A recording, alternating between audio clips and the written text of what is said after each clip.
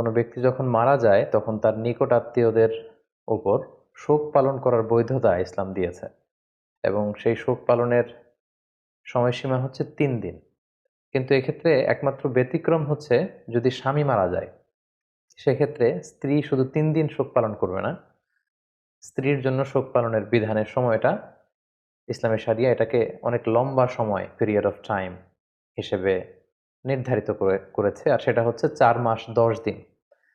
অর্থাৎ এই 4 মাস 10 দিনের লম্বা সময়কালে কোনো বিধবা নারী কোনো রঙিন কাপড় পরতে পারবেন না, সৌন্দর্য বর্ধনের জন্য চুল আঁচড়াতে পারবেন না, কোনো পারফিউম ব্যবহার করতে পারবেন না।